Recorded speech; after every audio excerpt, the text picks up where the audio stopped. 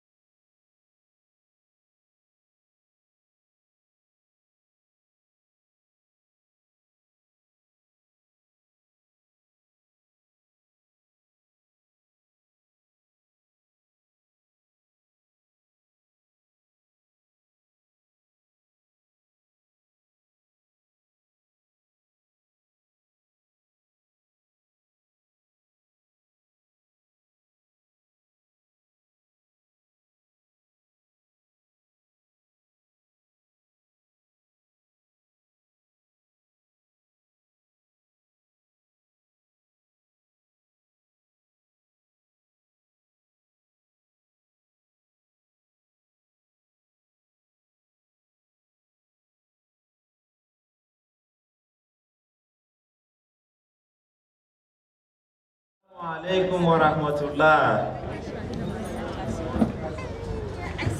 Good morning, distinguished ladies and gentlemen. Our special guest of honor, Her Excellency Hajia Amina Namadi Sambo, our keynote speaker, Alhaji Sai Takuma, distinguished Board of Trustees from Coal to Diamonds, our chief hosts, Hajia Monira Marwa,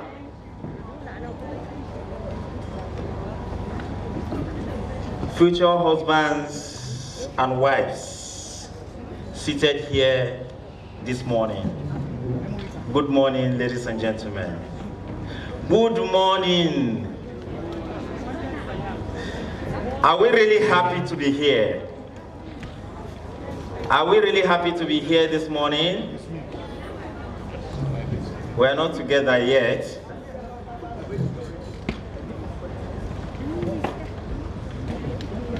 Distinguished ladies and gentlemen, we are about to start. We are already 35 minutes behind our schedule.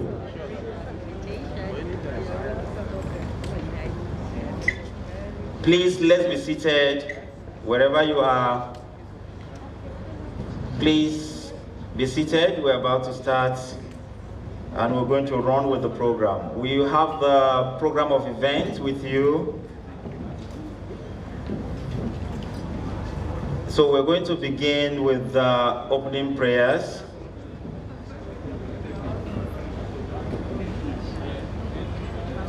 So can we have the Imam we have in the house to please lead us in the opening prayer, the Imam, National Hospital, please, Ostals, yes, please, come forward.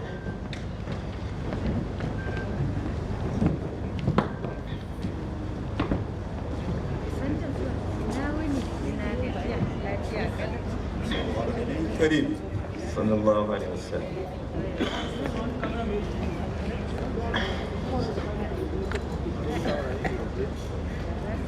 سبحان ربي العلي الأعلى الوهاب.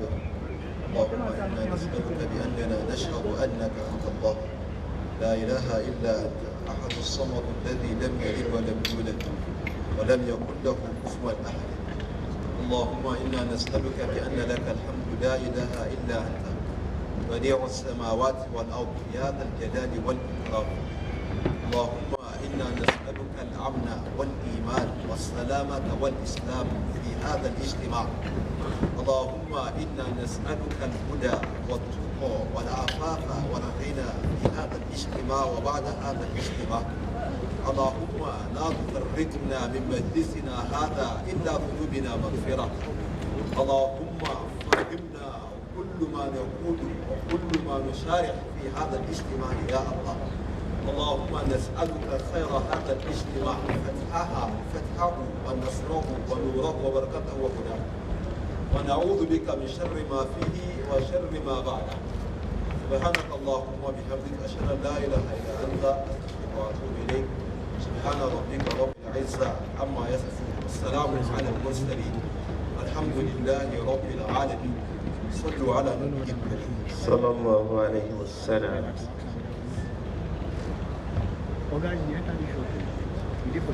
Amen. Amen. Please, can we put our hands together for Imam? MashaAllah. Thank you. Please, can we rise for the Nigerian national anthem? If you are not a Nigerian, please, you have to honor our country. Please, let's be on our feet as we take the first stanza of the national anthem. DJ, are we working with you or we should sing? DJ?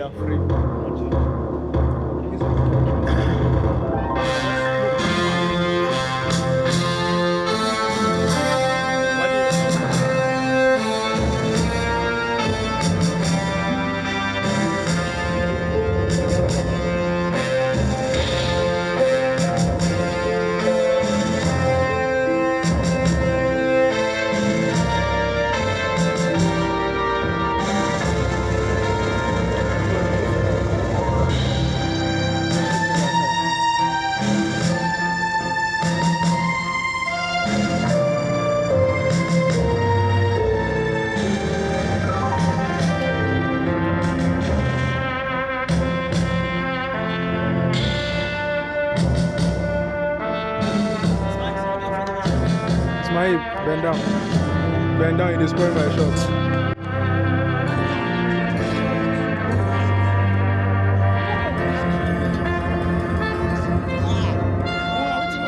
Wow, thank you very much. Please, let's have our seat. No, thank you. Okay.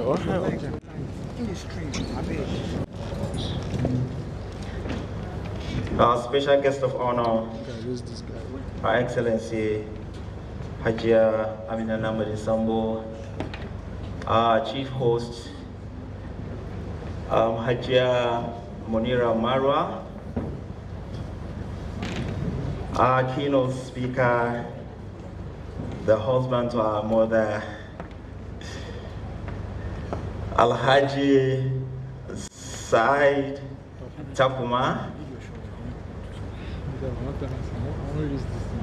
my president, the president from Coal to Diamond,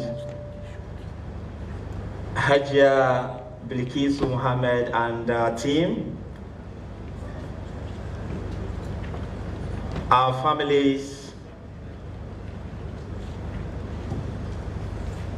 future husbands and wives seated, members of press, distinguished ladies and gentlemen, good morning. Good morning. When I say good morning, people are not responding. We're gathered here today for something very beautiful, something that we believe will transform our next generation. It's a concern we have. It's a concern we want to share.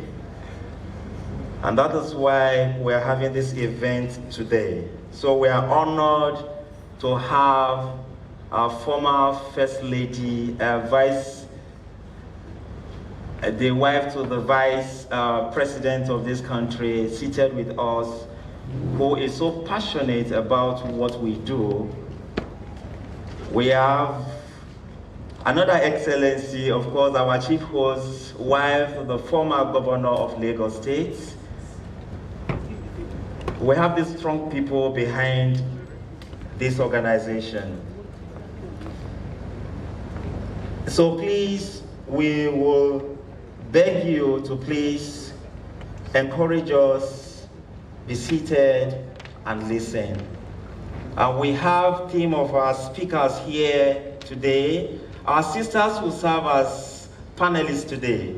And of course, that will be chaired by the founder of this organization, who doubles as the secretary, Hajia Halima Abubakar.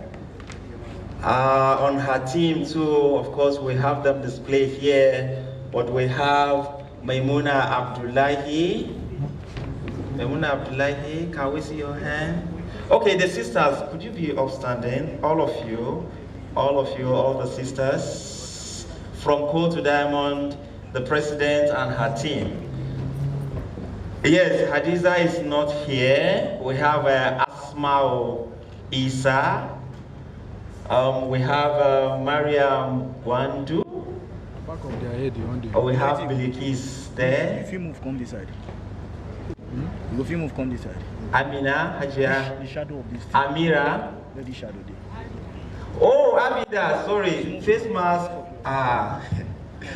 Thank you. Glad to have all of you. These are the people behind what you are having here today. Please, can we put our hands together for them?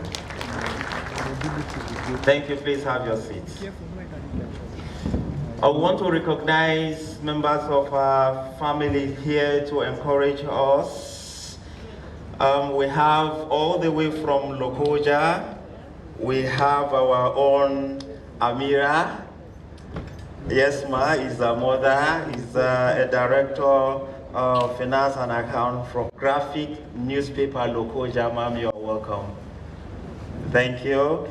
And of course, we have an author, one of our panelists at the first Premarital Counseling program, Hajia Fatima Abubakar Idris, Quality Assurance Office, AMAC. You're welcome, ma'am. You are not clapping. Thank you very much. We have on the panelists our Imam, the Imam of the National Hospital, a very young man, but is an Ustaz.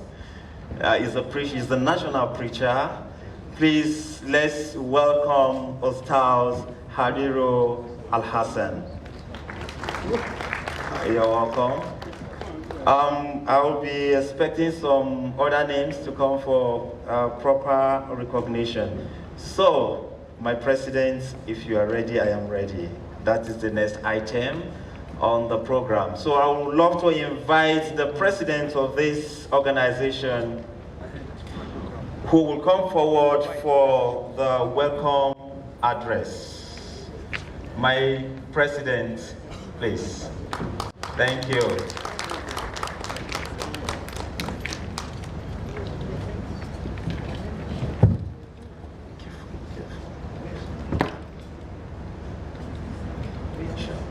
أعوذ بالله السميع العليم من الشيطان الرجيم ومن نفسي ونفسي وهمزي بسم الله الرحمن الرحيم والصلاة والسلام على أشرف الأنبياء والمرسلين نبينا محمد صلى الله عليه وسلم رب اشرح لي صدري ويسر لي أمري واحلل عقدة من لساني يفقهوا قولي. Thank you very much. All praise and glory be to Allah subhanahu wa ta'ala for all praise and glory be to Allah subhanahu wa ta'ala today. And thank you very much to everybody. Our special guest of honor, Hajia Amina Namadisambo, our chief host, Hajia Munira Marwa, and our keynote speaker, Alhaji Said Takuma. Thank you very much for honoring our invitation and for supporting us and encouraging us. Our chief host, without you, this occasion wouldn't happen. Thank you so much. My mother, Hajia Najah Muhammad, and Hajia Samira, thank you so much for coming today. I will be nothing if not for my mother. All my accomplishments is for you. Thank you so much for being the best. My special sisters of Jannah, Coach Halima, Coach Didi, Coach Asma'u, Coach Mariam, Coach Abida, Coach Hadiza, we're waiting for you, inshallah, she's on her way. Thank you so much for the support, for all the efforts day and night put in to see the success of this event. Without your support, nothing would have happened. May Allah unite us all in Jannah as we call ourselves Sisters of Jannah. Thank you very much, distinguished ladies and gentlemen, the representative from NDLEA. Thank you for honoring our invitation. We're glad to have you. Every other person, everyone is special here today. Thank you very much for coming. Subhanallah, our board of trustee members, we have Hajia Hawana Sidi. Thank you for honoring our invitation. Subhanallah, premarital counseling is something that is overlooked in our ummah. And it is of very great importance, which we overlook. The world has changed, and we need to change with the world. There is a growing rate of divorce in the Muslim Ummah, and also, if there is no divorce, the marriages are decaying.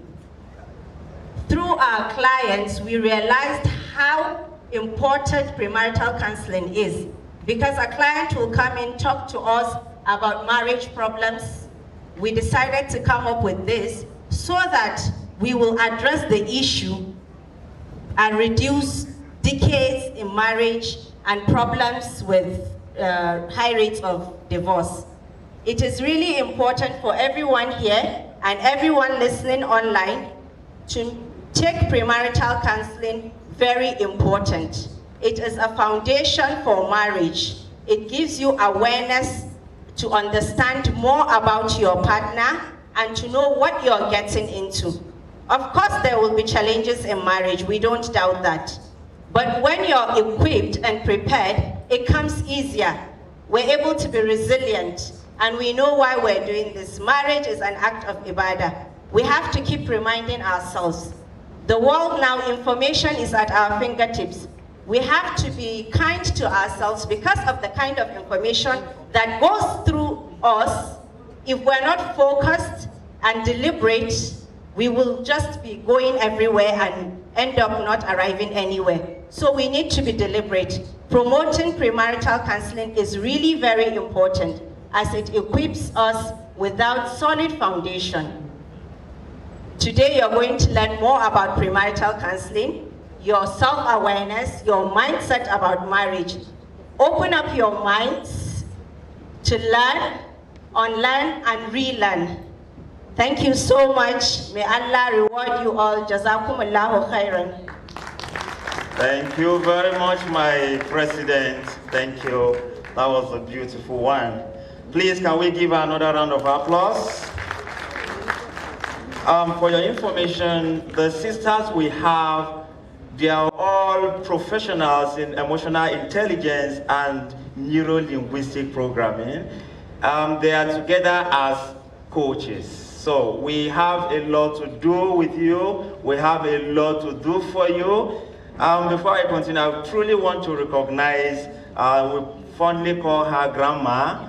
Hajia Hawa Nasidi is one of our BOT members already seated. Please, could you be upstanding for recognition, please? We want to see you. Thank you. You're welcome. And of course, our chief host is one of the BOT members. All right, distinguished ladies and gentlemen, just like she mentioned, some people here, married already, were not privileged to have information we're about to share here today. So a lot of people are struggling. You're having this opportunity today because some persons are giving out their time, their talent, their treasures to make sure that you don't go through what they have been through.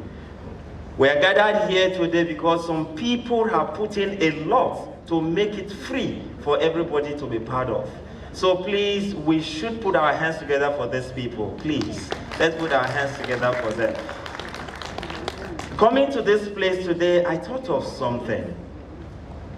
A lot of us here will wake up in the morning angry. You don't know why. Somebody say, why? You don't even know why you are angry. A lot of us are angry because of yesterday.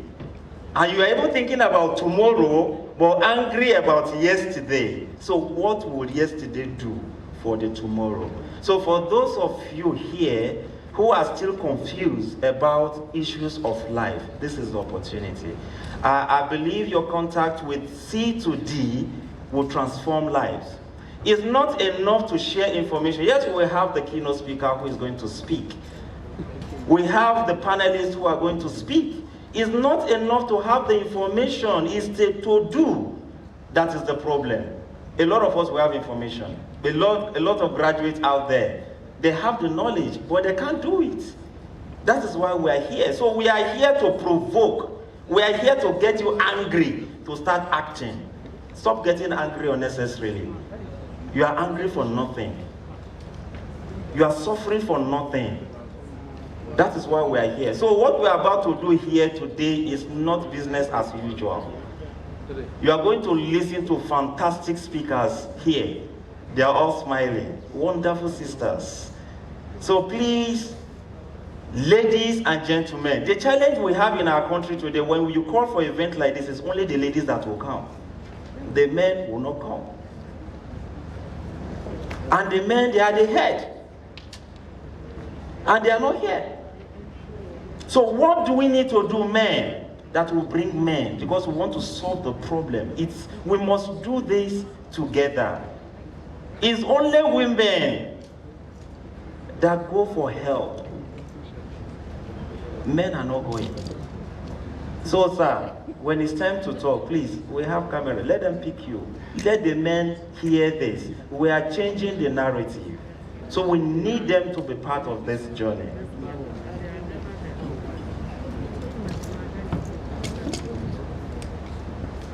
Oh, is she already?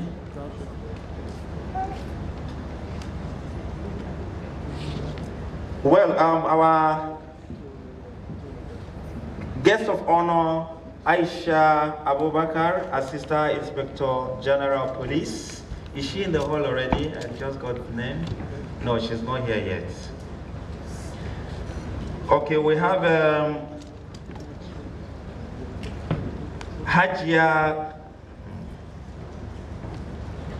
Wow. Please, I'll get it properly because I don't want to make mistakes. The right thing. Thank you. I'll still take the introduction. So please, at this point, I want to invite a mother, a very special person to this organization. She's a member of the board. She is service-oriented. She dedicates her time, her talent, all her resources to make the world a better place for us.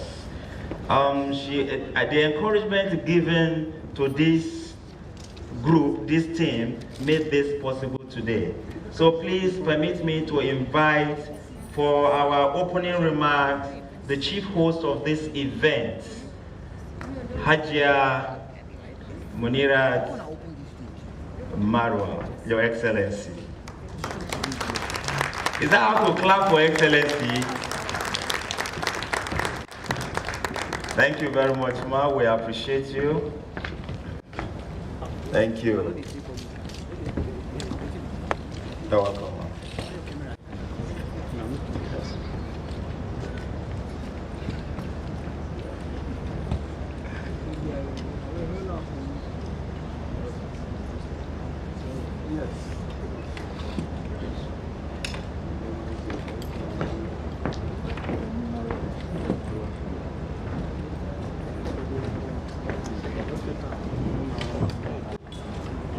أعوذ بالله من الشيطان الرجيم بسم الله الرحمن الرحيم.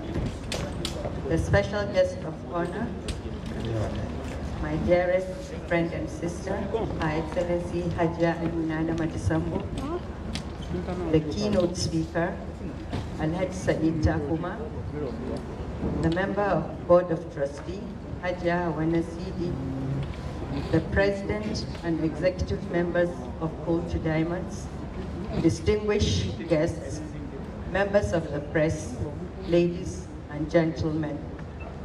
Assalamu alaikum wa rahmatullahi ta'ala wa barakatuhu. I would like, as the chief host, join the President, Bilkis Mohammed, in welcoming each and every one of you to this all-important and memorable conference, and to thank you all for honoring our invitation. I would also like to thank the organizers, that is Gold to Diamond team members, for putting together this conference and selecting the theme, the wedding or the marriage. What are you ready for? What do we mean by the wedding or the marriage? The wedding, as we all know, is a short-time event, while the marriage is intended for a lifetime.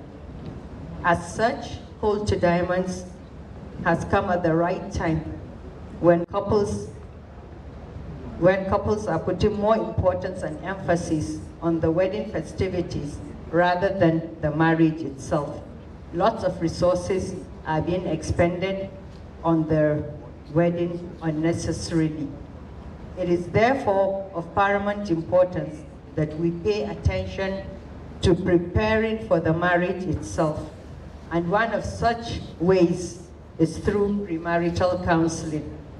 Research has shown that premarital counseling helps to prepare the couple for the marriage, strengthens the gains made in marriages, and guides couples with conflict resolution skills. It therefore has the ability to reduce divorce and increase happiness and longevity in marriages. Though I'm sure the keynote speaker would expatiate on this, I would like to share with you from my experience some of the ingredients for a happy and long-lasting marriage. First and foremost is keeping within the bounds of the tenets and teachings within the society we are living in and on our religion, Islam. Then keeping love alive, patience and understanding, trust, communication, sacrifice, living within the means of the couple, respect for each other, among other things to be considered.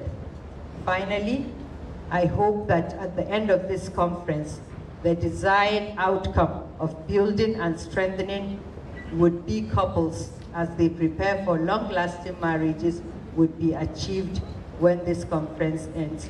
I thank you all for coming and wish you all a very peaceful deliberation. Thank you and God bless. Thank you very much. Thank you, Your Excellency, our dear mother, Hajia Munira.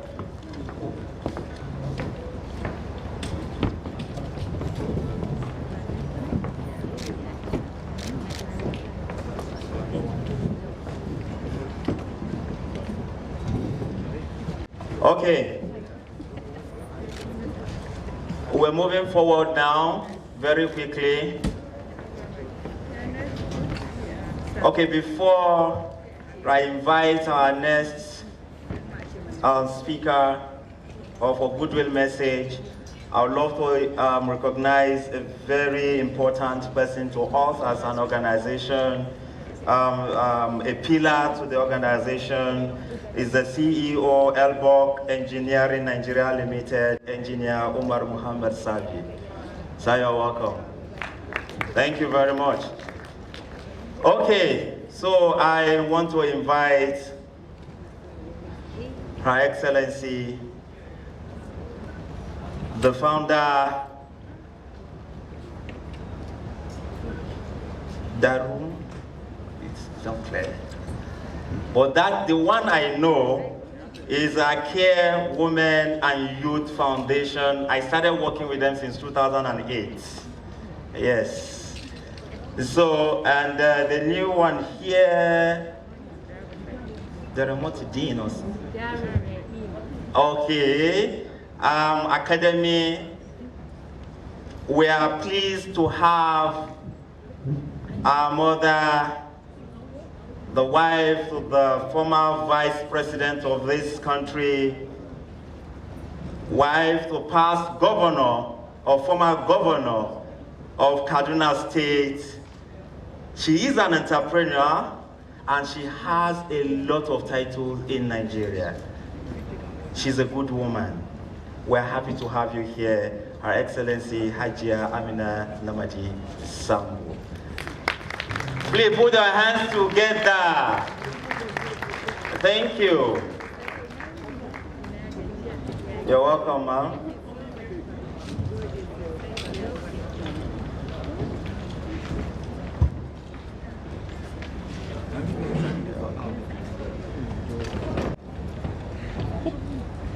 You on me before, sorry.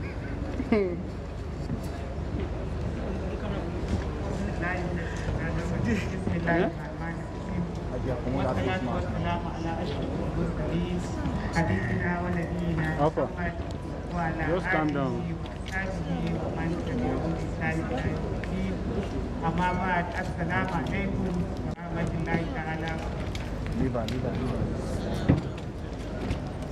The chairman of the association, our amiable people, and my sister, You stop for now. our able Record. and Haji Saeed Takuma. We're happy to see you, but we are missing our sister. I wonder why you left her behind. But I believe she's also unavoidably affected and she might be in another marital conference like this, I believe. Members of the POC of Post Diamond, the special request Hadia Mwa, our executive council members, Post Diamond, our daughters, distinguished ladies and gentlemen, Assalamu alaikum once again. It is with great pleasure that I receive the invitation to this event, and I look forward to it with you. My excitement arises from the fact that the event is an issue that is fundamental to all of us, and Muslims in particular. The marriage institution is a sacred one for Muslims. That is why many verses in the Quran have spoken about it, and the Prophet ﷺ has directed us to marry and regenerate. So it is among the very strong sunnah of Rasulullah ﷺ. I will cite an example from the Holy Quran, when Allah subhanahu wa ta'ala said, and one of his signs is that he created for you spouses from among yourselves, so that you may find comfort in them. And he has placed between you compassion and mercy. Surely it is a sign for people who reflect. This clearly shows that marriage and living with spouses is supposed to be something of comfort, happiness, love, and tolerance. And in Surah Al-Nisa, verse 34, Allah subhanahu wa ta'ala clearly defines goals to be played by each spouse, where he says, men are the caretakers of women, as men have been provisioned by Allah over women, and tasked with supporting them financially. And righteous women are totally obedient, and when alone, they protect what Allah has entrusted with them. That is the right, the amana of the husband, and the taking care of the house. But unfortunately, I might say, the women have taken the role of being the mothers, the fathers, the homekeepers, the breadwinners, and what have you. I would say there are no men doing those things. Alhamdulillah, may Allah bless those men that are taking up this challenge to be very good husbands and fathers. They are still taking care of the home first. But we still ask the question, why is it that there is high rate of divorce in our society today?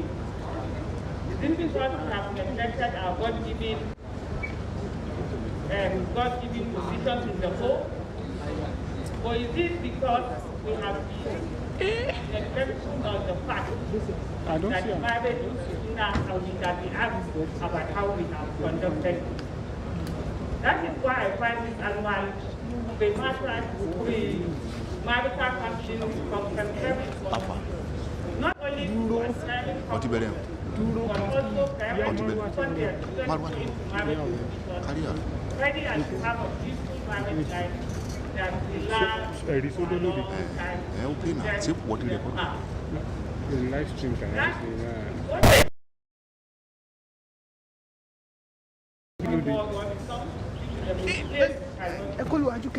Innovation and the introduction in Islamic marriage rights.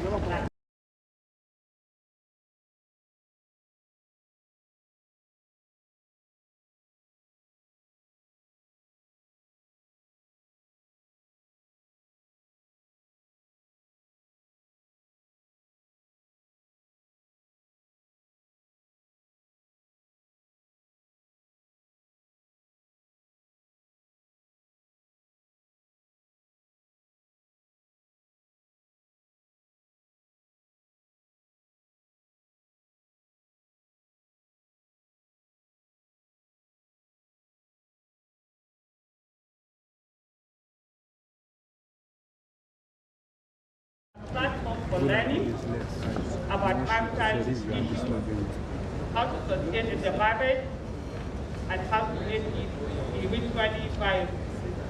We want to appraise that, but this is something that has never been done in the whole of West Africa. And it's very important that we see it, we partner with her, we support her, and we make sure that new couples, or even us, the whole couple, endeavor to be learners in this field.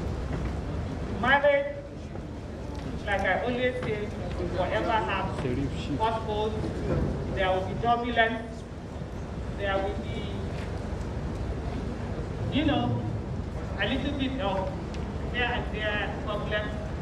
But inshallah, may Allah by our side, and by learning to get all the wisdom, the support, and the skills we need to tackle those turbulences when they arrive.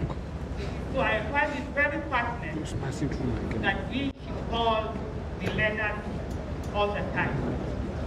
It is this vision that whenever you are inside, you continue to learn, because definitely problems will continue to rise. So, inshallah, this conference, I believe, will go a long way in assisting our future couples. The alarming rate of divorce amongst the women, conflict and lack of knowledge in marriage in our society these days are testimony to the fact that the trend has not only restricted social privilege, but also to social classes, just like we are having today. It is therefore important and incumbent upon all Muslims to do something about the situation, and I believe this gathering is one that responds to that need. More compelling to me is the choice of this theme: what are you preparing for, the wedding or the marriage? I strongly agree with the fact that the glamour of weddings seems to be the attraction of many young people these days, and not the marriage itself. Consequently, homes are broken almost on a daily basis. Just 2 years after the marriage, is subject to 2 months. I would like to commend the organizers of this event, which I learned is the second in the series of this initiative, and I hope that it will get better and stronger each time we take up this one. It is on this note that I would like to commend them, and I would like to thank them for choosing me to be the special guest of honor. I want to assure you that you have my support anytime, anywhere. We would like to partner with you and dive in Nigerian Academy and institution of Islamic learning where we catch them young. So I think by even telling our children what responsibilities they are expecting in future life, it will go a long way to save the crisis of marriage in our society today. Thank you very much for giving me the opportunity, and I wish all the participants success and success. Assalamu alaikum. Wa alaikum salam wa rahmatullahi wa barakatuh. Thank you so much. Thank you so very much, ma'am. We appreciate you. Another round of applause, please. Thank you. Our attention has been called to the use of phone, especially from the male side. If you don't pay attention to what we are doing here, I don't think you will get the message. Please, when we talk about addiction, telephone is one of the addictions we have and is destroying us. So please, you need to be deliberate. You need to drop your phone and listen. Thank you very much.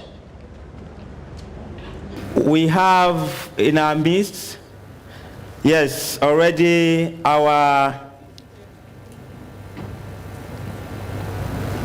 we have SA to Chief Justice of Nigeria, Hajia Ramatu Ahmed Al-Hassan.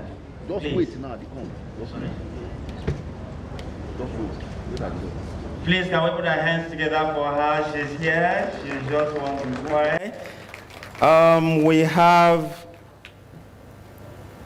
Hajia Amina Jumay Muhammad, former AIT chairperson, PDP, NPP.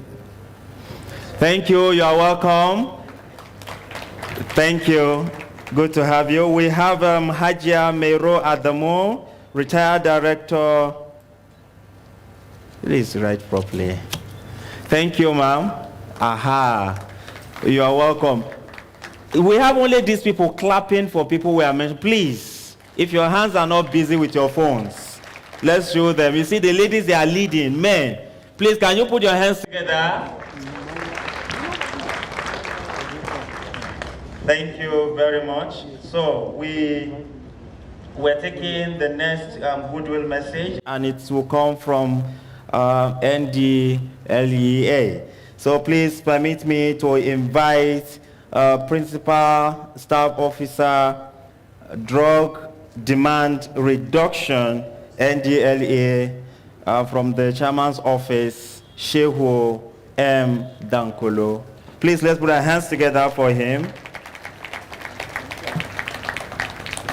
Permission to carry on my, oh, thank you. Welcome.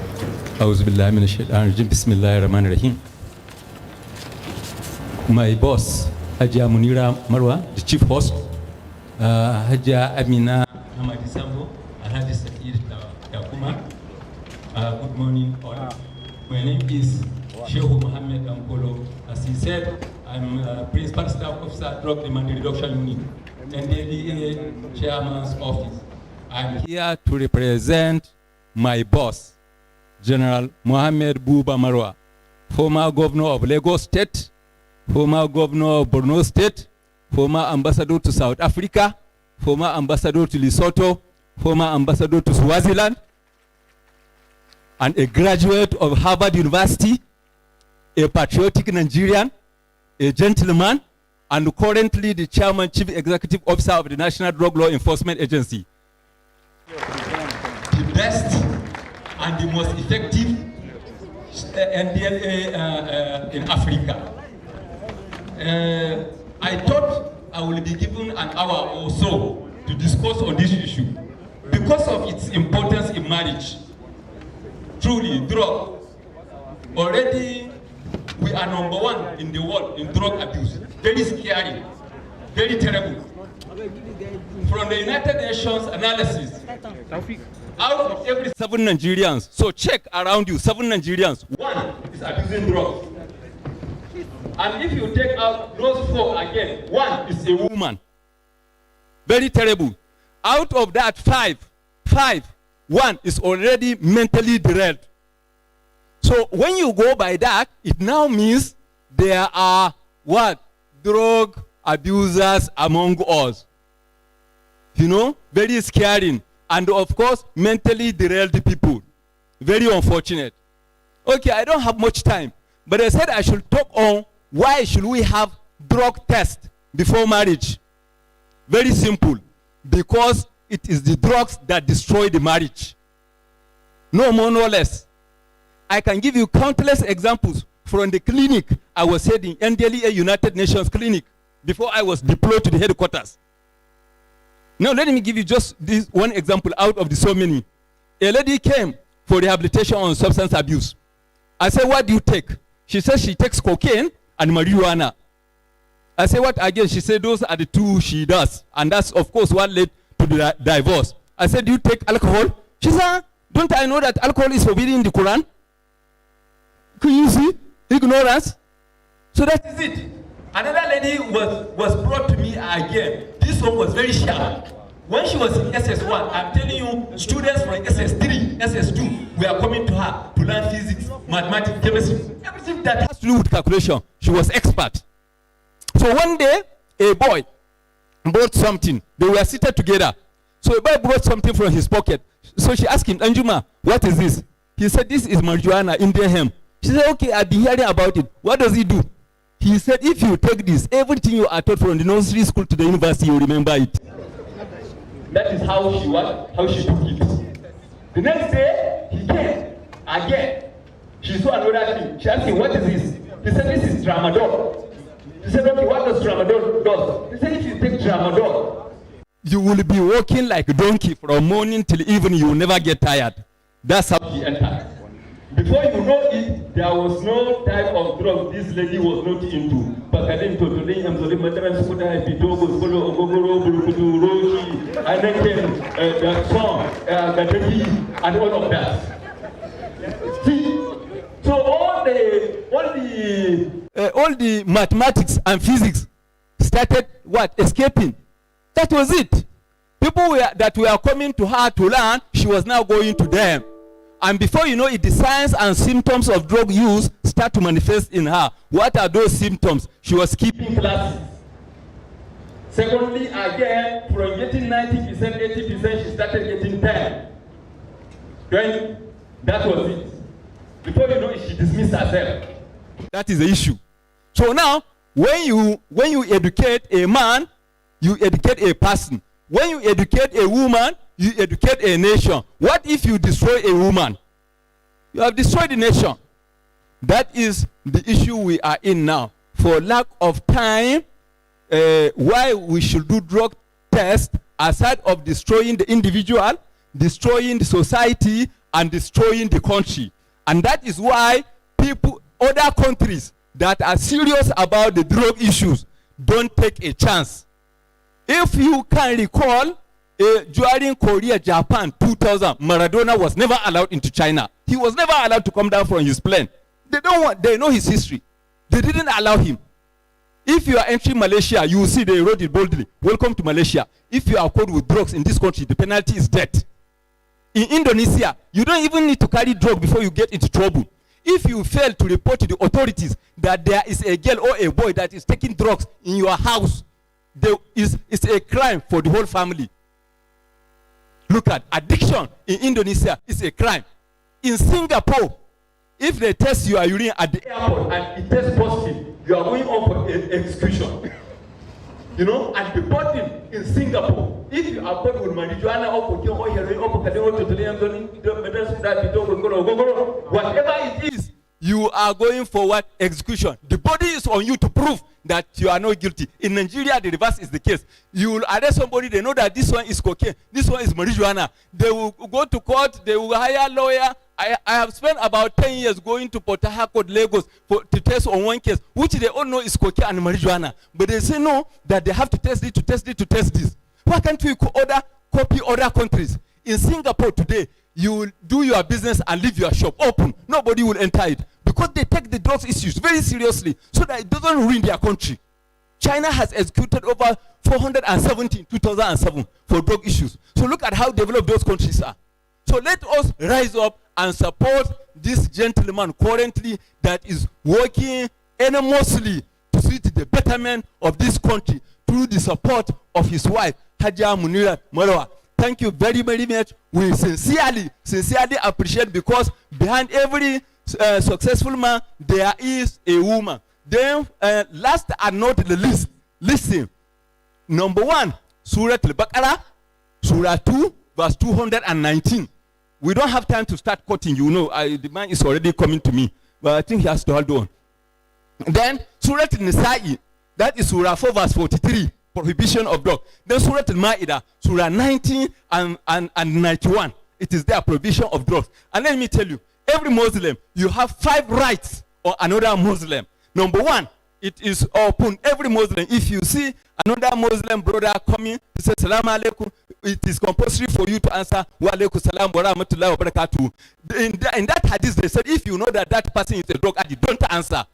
And look at the benefit that is between the person you are greeting and the person that is answering. Before you separate, God has forgiven you your distances. Number 2, it is also compulsory. If somebody sneezes, a Muslim brother sneezes, acha, say alhamdulillah, say wa rahmatullahi wa barakatuh. If you know that he takes drugs, don't answer him. Don't even look for rahmah for him. Number 3, walima.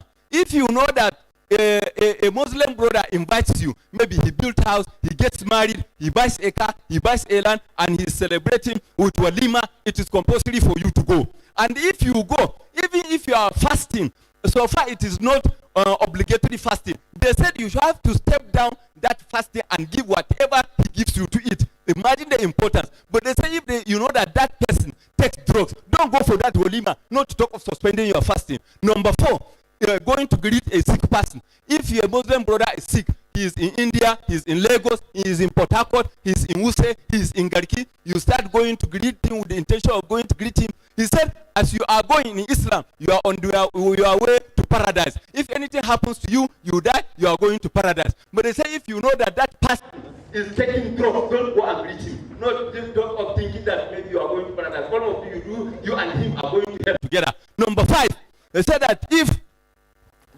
if you know that if you see a corpse, they carry a dead person, a Muslim brother, you are going together with them to the mortuary to bury him. You follow with them. Your reward is like that of Mount Uhud. And those of us that went to Saudi Arabia, we know Mount Uhud. If Mount Uhud is lifted like this, it will cover the whole world and whatever is in the world. But they said that if you know that corpse they are carrying is a Muslim brother, but that he takes drugs, don't go for that distant burial, or that they will bury you together.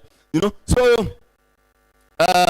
Islamically, maybe I will just stop at that with that hadith and those Quranic versions. Now, these are the things to look out for, you know, because there are 5 consequences. There are physical consequences. Yes, we know physical consequences of drug use, you know.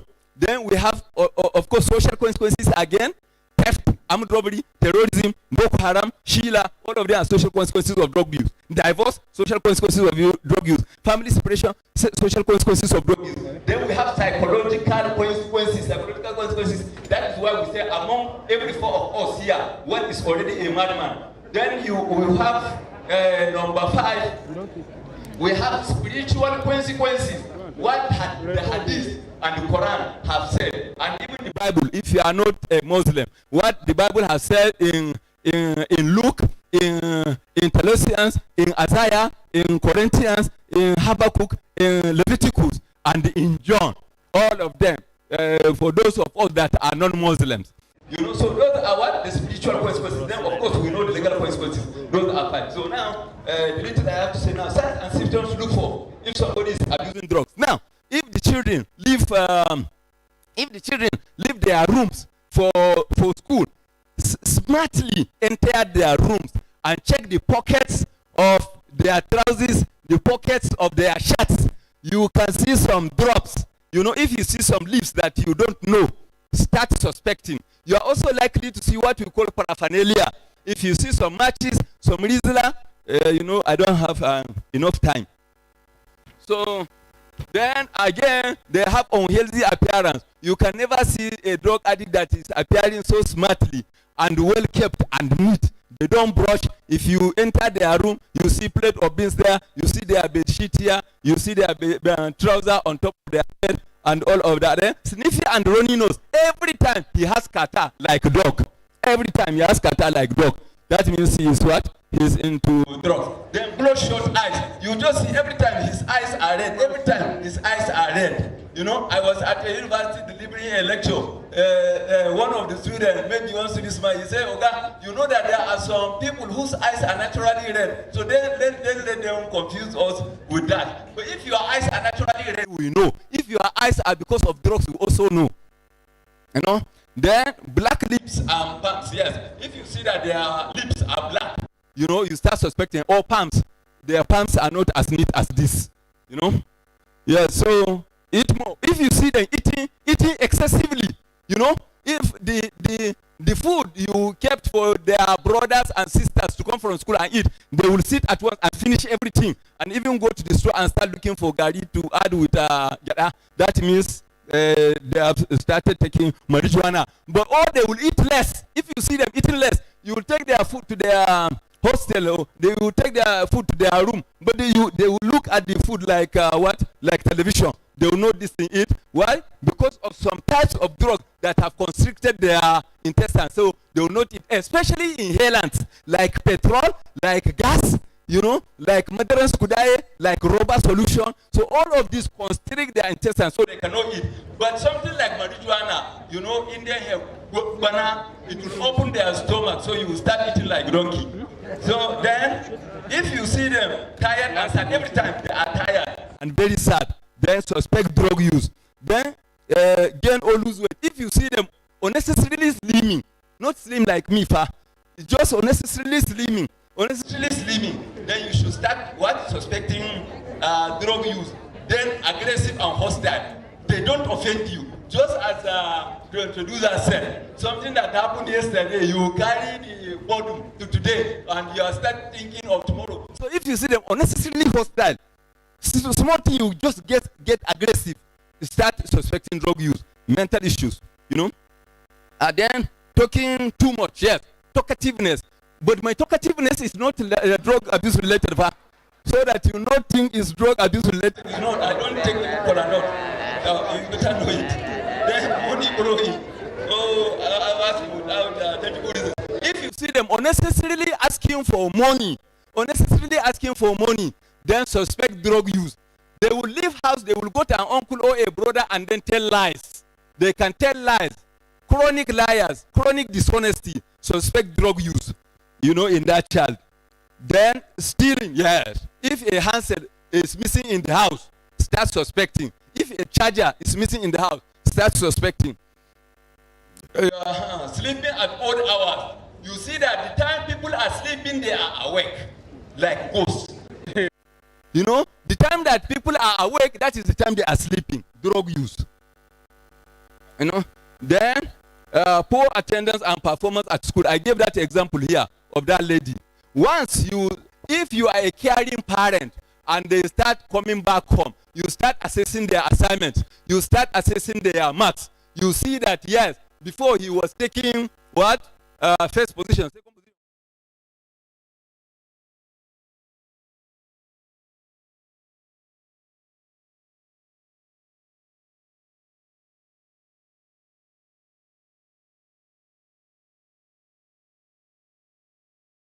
You don't know where they go. Then they will come back after a long time. Then they will start needing sleep. They will start just wanting to sleep. That is what? An indicator of drug use. Then secretiveness. They are very secretive. You will find it very difficult to know what they are doing. So that is why it's very important you check their toilet, you check their pillow, you check under their ceiling, if need be, if you want to go extra mile, if they piss, you can go and sniff the piss. And yes, you have to check it. The earlier it is done, the better. Yes, because by the time it happens, the consequences could be very grievous. There are things that you cannot handle. If I start narrating you stories now of drug use that has cut off families, that is why China did not allow Maradona to enter this in their country. In China, if they arrest you with drugs, you know what they do? They will access your bank account. They will sell your car. They will sell your land. They will sell your houses. I'm telling you, then they will go and buy gun to use to shoot you and kill you. Then they will use the same of your money to buy firewood again and put your dead body on top and strike matches and burn you down. They don't take rubbish. And then short attention span, sudden change of friends and the locations. Yes, sometimes where they used to go, they no longer go there. What they used to do, they no longer do it. Then no longer interested in the activities they used to enjoy. Before, they used to go and play football. But now, you just see him, this thing. Okay, I think now you can come.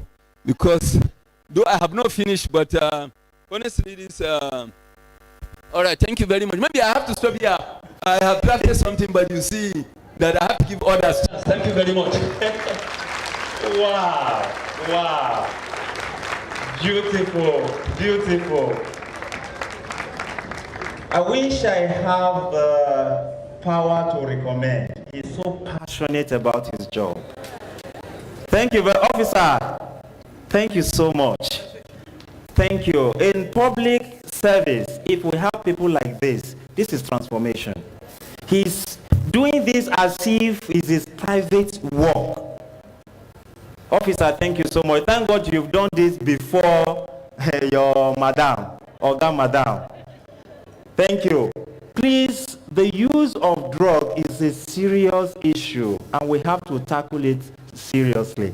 Please, it's about you. It's not about anybody. You can't force you to stop, but you stop because of your vision statement, because of your journey of life. Please permit me to recognize in our midst our guest of honor, another person that is really supporting this organization and we believe we have a journey to make with her.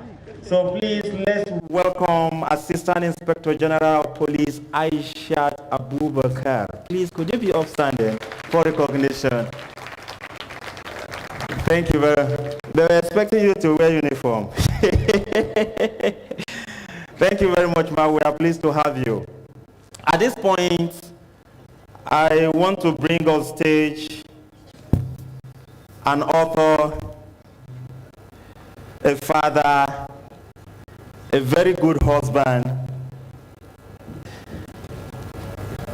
a friend to his wife, very known nationwide. Please, could you be upstanding as I take this little about you? Come up here.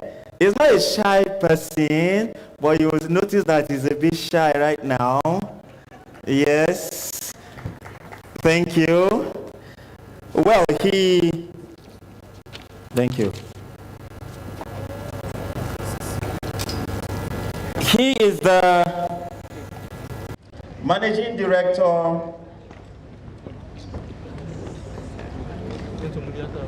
Shukr Allah Cooperative Society.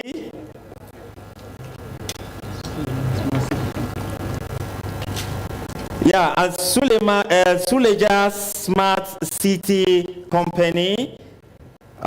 He, the project coordinator. No, this is. Oh, yeah. Sorry, it's another person's on the side to me. Yes, thank you. Well, he is the managing director of Suleja Smart Company Limited. He's a very successful married man with 2 kids, lovely kids. He enjoys social justice, equitable distribution of resources, capacity building. He loves making peace and he loves peaceful coexistence. He plays table tennis and he loves wrestling with his wife. That a very friendly wrestling. Not to wrestle and you are quarreling, you are fighting. So please join me as I welcome our dear father, Saidu Suleiman Takuma. You're welcome, sir. Thank you very much. A'udhu billahi minash shaitanir rajim. Bismillahir rahmanir rahim. Wassalatu wassalam ala Sayyidina Muhammad wa ala alihi wa sahbihi ajma'in. Thank you. The chairman of the occasion, special guest of honor, the chief host, board members of Coal to Diamond, ladies and gentlemen, Assalamu alaikum wa rahmatullahi ta'ala wa barakatuh. I gave my little description to Mariam to edit before she traveled, and she added that wrestling part. That wasn't my comment, just for clarification. She had to travel out to see her aunt, her late mother's only surviving sister, whom she hadn't seen for a couple of years, and that's why she's not been able to be here with us today. All praise is due to Allah for granting us all the good health and presence of mind to be here today. I'd like to thank Coal to Diamond Support Network for putting together this event and inviting me as the keynote speaker. I'm truly humbled and honored to be here. The wedding or the marriage, what are you preparing for? A very profound question, in my humble opinion, which is long overdue. This isn't because of the unprecedented rate of divorces we've been witnessing and the dysfunction of marriages that we see today due to the resultant negative impact they are having on society as a whole.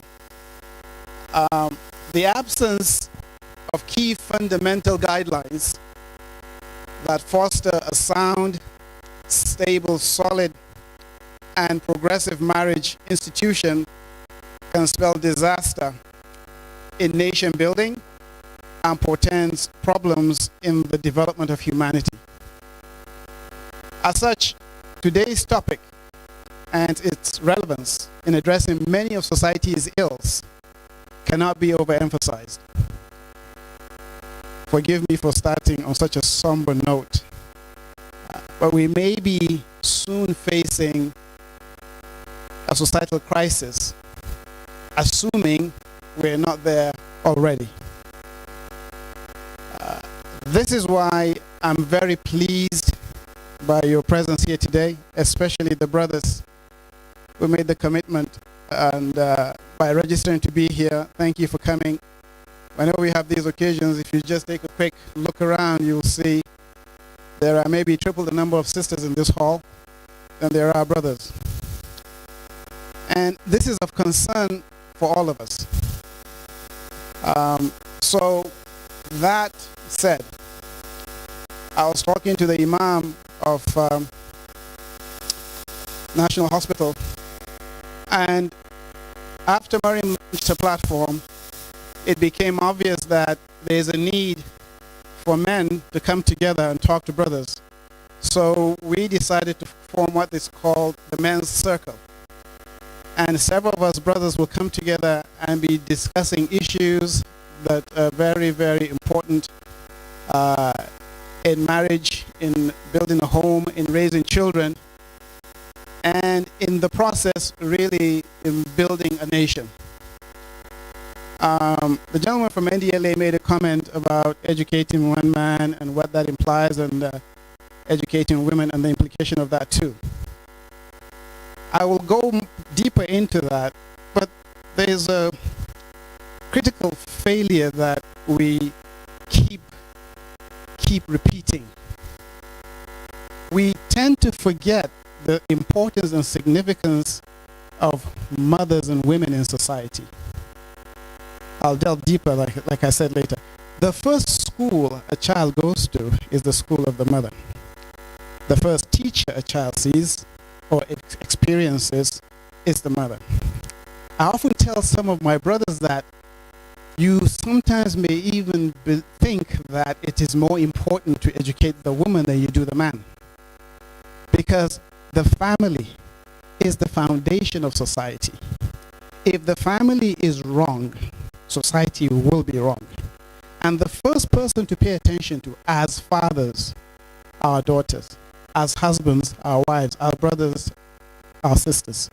So the importance of this, and this is why I feel bad that at least half the population in this room is not men, because we're the ones saddled with the responsibility to make sure this does happen. So the question is, what is marriage in Islam? The nikah is the common way of marriage in Islam. It is a legitimate contract, ideally signed by the bride and groom, but is also acceptable if it is conducted before witnesses without a formal signature of a marriage contract. Thus, a marriage is a legal contract between a man and a woman. Both are to consent to the marriage of their own free will. No forced marriages for the man or the woman in Islam. A formal binding contract, verbal or written, religiously valid. Islamic marriages outlines the rights and responsibilities of both men and women. Like our mother Hajjah Nama December said in her presentation, the marriage is a sunnah. Prophet Muhammad sallallahu alaihi wasallam advised Muslims to marry. He recommended we may, within our social status. Now I want to say this. Rasulullah said, sallallahu alaihi wasallam said, when you want to marry, marry within your social status. Now, why is this so important? We have a crisis in this society now where men pretend to be where they are not. And one of the mothers said something about women taking on more responsibilities that they're not supposed to. And she talked about living within your means. Now we have a situation where brothers lie about where they work. They even borrow outfits to wear when they go for courtship. They borrow shoes. They borrow cars. They point to fake addresses where they supposedly live. How do you go into a very important sunnah in which your union will be witnessed by none other than Allah, and then you started on a falsehood? Where is the blessing in that? What makes this worse is there are parents who know that the brothers are doing this and condone it. What are we going to tell Allah? And when the marriages fail, we say what? It was based on a falsehood, on a bad foundation right from the get-go. One of the requirements in marriage is that's the one time we are permitted to investigate the person we are interested in. Look into their backgrounds. I am a Nupe person from Niger State. Wallahi, in our community in the past, they will even investigate paternal and maternal grandparents. They don't just stop at you, the potential bride or groom, or your parents. No, they go beyond that. They go to the grandparents because they say habits can skip a generation. So they worry. Now, this is in addition to conducting istikhara, asking Allah if this union is good for you, the spouse, your families, and the ummah. You are not marrying just for yourselves. The ummah is to be taken into consideration. So, Rasulullah did caution, man can marry a woman for her beauty, her wealth, and her genealogy, or her piety. And he cautioned us, marry the woman because of her piety. But what do brothers do? The father is rich, he's highly placed, he's got connections, he's got this, he's got that. Then you have a problem, you say, I don't know what happened. You happened. You messed up. You did it wrong. And parents ought to be aware of this. Don't sit and say, oh, subhanallah, we did this, we spent money, invited this, look at the personalities that came. It's not about you. This is why this topic is so important. It's not about you, the parents. It never is, and it never will be.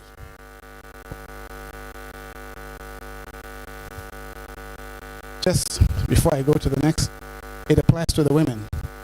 Marry because a man is God-fearing. He's knowledgeable.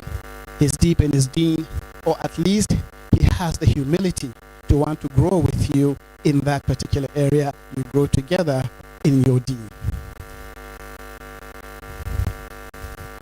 Rasulullah went on to say, when a man has married, he has completed one half of his faith. But it's not just the marriage. It is fulfilling the rights and obligations of marriage. And I've often told people, when you study the rights and obligations in marriage, and you look at the rights of the sisters, you kind of are nervous because they seem to have more rights than the men do. But the way our malams tend, and I'm sorry, Imam, sorry, I said malams, but we're not doing ourselves justice.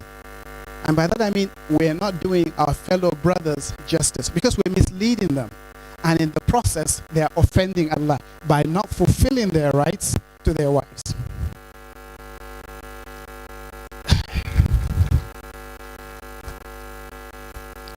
Fulfilling your rights to each other is what fulfills half your faith. And again, I'll go back to what our mother, Hajja Anamadi Sambo said. It's a sunnah. The moment you get into it, though, these obligations, these rights and responsibilities become an obligation. They are acts of ibadah. You cannot pick and choose like a buffet. You won't say, I'll do this to my wife and not do this. No. All of it is an obligation. All of it is an act of ibadah. The way you will pray, fast, pay your zakat, if you have the means, go to Hajj, not break the ties of kinship, respecting parents, helping the needy and the poor, all of it, add it all up, all of it, it represents half. The other half is meeting their rights. Brothers, during the launch of that marriage academy, His Eminence, the Sultan of Sokoto, was invited to give a lecture. To be there, and he had a presentation. He couldn't come. His speech was delivered by His Royal Highness, the Emir of Kefi, sorry. He made a profound statement. He said, culture changes. Culture is dynamic. When brothers or malams tend to say, during the Prophet's time, this is what women did, this is what women did, that was the birth of Islam. That was when the Sahaba and Prophet Muhammad Sallallahu Alaihi Wasallam were trying to build a religion. Of course, men couldn't stay in the kitchen and cook when they're out there doing what they're supposed to do. You cannot equate today with what took place during the time of the Prophet and say, because of what the wives of Rasulullah and the Sahaba did, our modern women should do the same. It's not possible. And when the Sultan said that, I found it profound. Because again, many of our Muslims tend to deny our sisters their rights under the guise of culture, because they said urf, which is in Arabic culture, should be considered part of the religion. Not when the circumstances are not the same. I want to go a little bit into rights. And some scholars will say the rights and responsibilities may correspond with personal preference, cultural norms, and expectations, but some may not. This is where I have a problem with scholars. Cultural norms 100 years ago, 50 years ago, even 10 years ago may not be applicable today. How current are we in educating ourselves in making sure we do not deny them their rights in the cause of saying this is culture? If it was acceptable during my father's time, it doesn't make it acceptable today. But we have to be constant in understanding that culture is dynamic, and we have to be careful, very, very careful, not to deny our sisters their rights. Allah subhanahu wa ta'ala said, to offend one person once, it's better for us to offend him 70 times. Correct? Now, where were we told is the place to give the best charity as men? It is in taking care, feeding, clothing our wives. That's the best act of charity. It's not your relatives. I'm sorry to say, it's not even your parents. It's the wife and children. Who will then be the worst person for you to offend? The sisters, your wives. So brothers, if I seem a bit harsh here, I worry, because we hide under the guise of culture to commit a grave offense and to our collective detriment. The Quran reminds us as humans and as married couples, be you male or female, you are members of one another. This is Quran chapter 3 verse 195, and that men and women are protectors of one another. When we say in Baqarah, when it is said in Baqarah, when we read in Baqarah that we are garments of each other, we protect each other, the message is husbands and wives protect each other even in offending Allah. So when we talk about knowing the deen, being knowledgeable about the deen, it is in our self-interest that our wives know not just their rights, but our rights, so that when I deviate, because that is what I did with Maryam, I started teaching my wife her rights during the courtship, not after we got married. And the reason why I did that is my fear of offending Allah by following what is culturally acceptable. So when I go wrong, Maryam would tactfully, respectfully, and say, this thing you did, I think you should have done it this way. There is no need to get upset. For one, it was respectfully done. Two, I told her to do that in case I miss my step or I make a mistake. And three, she is looking out for my interest, my relationship with my maker. And there is no better thing a man could ask for, because Rasulullah said, there is no greater gift that Allah can give a man than a pious wife. So, but how do you get a pious wife if you're not pious yourself? It doesn't work. No. And Allah went on to say, and we will bestow on such their rewards according to the best of their actions.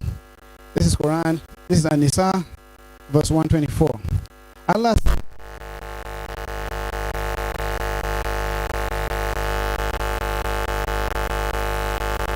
and surely the most honored of you in the sight of Allah is the pious, the most righteous. I want to touch upon a little bit about what our brother, the gentleman from the NDLA, talked about the 5 obligations on brothers. And I totally agree with him. But we need to be a bit cautious there, because you don't know between what you've heard of somebody yesterday and what may have happened today if he sought forgiveness from Allah, if Allah has forgiven him. So I understand that, but please, let's be mindful not to be so judgmental when we make those decisions. I want to very quickly go into the rights and obligations. So please bear with me. Alhamdulillah, Maryam, when we were in discussion about this particular presentation, made 500 copies of this, which is rights and responsibilities of couples in Islam. And inshallah, it will be distributed, if it hasn't been distributed already, for you to see. So, number 1, both are obliged to ensure submission to Allah above all else. No obedience to any creature, spouse, or on any issue that implies a contravention to obedience to Allah. So, yeah, you can disobey your husband as long as you obey Allah. And that's just simple, straightforward. Allah first in everything you do, not the husband, Allah first. They both have a responsibility to protect themselves and their family from whatever will constitute disobedience to Allah and what can lead to hellfire. Both should surrender, submit, and show obedience to Allah in safeguarding the rights of each other, and clearly implied by marriage and the marital contract. Both have the responsibility to protect and realize the Islamic objectives, Maqasid Sharia, of marriage by showing loving kindness, mercy, care, attention, respect, good character, and compassion in words and deeds to each other. Several verses of the Quran are mentioned. You'll see it when it goes round. Both have a right not to be forced into marriage, which I said earlier. Both have a right to a marriage contract with additional stipulations that are fair and considerate either before or during their marriage. That is not common in this country, but common in quite a few Muslim countries, where an actual written marriage contract is drafted that you both sign, husbands and wives sign. So there is no, I didn't say that, no, I didn't say I will do that, and so on and so forth. No, it's in black and white, and you both sign it. We're getting there slowly.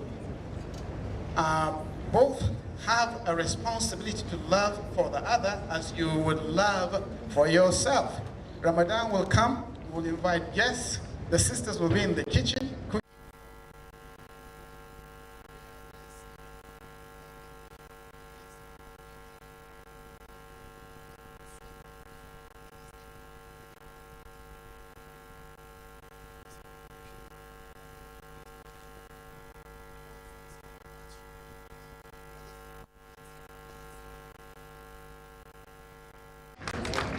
That is oppressive. That is an oppression. And Rasulullah said, oppression is worse than death. Why would you practice that on somebody that you claim to love? I remember Mufti Ming saying, if you want to have guests to come to your house, go order takeout food in a restaurant and let your wife be in the same AC and enjoy the food everybody's going to enjoy. There is no verse in the Quran, no hadith that stated that a woman is supposed to cook. None.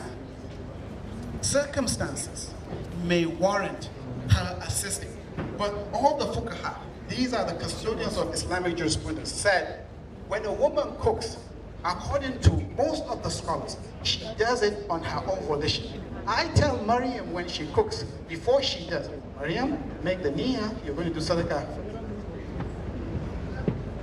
So she gets her just reward. See, brothers, we're not going to be judged on culture or tradition. We're going to be judged based on the stipulations stated in the Holy Quran and the Sunnah of Prophet Muhammad sallallahu alaihi wasallam. If you don't know how to cook, like the NDLA man said, better know how to make your career and get that to eat. Both have a right to enjoy intimacy, romance, and sexual satisfaction. Now, there is a famous hadith where Rasulullah sallallahu alaihi wasallam said, when a man is in demand of his wife, even if she's on top of a camel, she should come down. There's another hadith that is rarely mentioned. And that is, if she is not satisfied, she can keep you in the room until the sun rises. It's not about us. And here's the thing. Their sexual satisfaction is an obligation on us and is an act of ibadah. For those of us that don't know, now you know. It's important we recognize that. Both have a right to have children, and any form of control is permissible with the consent of both. Both have a right to the preservation and respect of their dignity as human beings and as a spouse. That's in Baqarah, verse 187. Even in a disagreement, remain civil and responsible.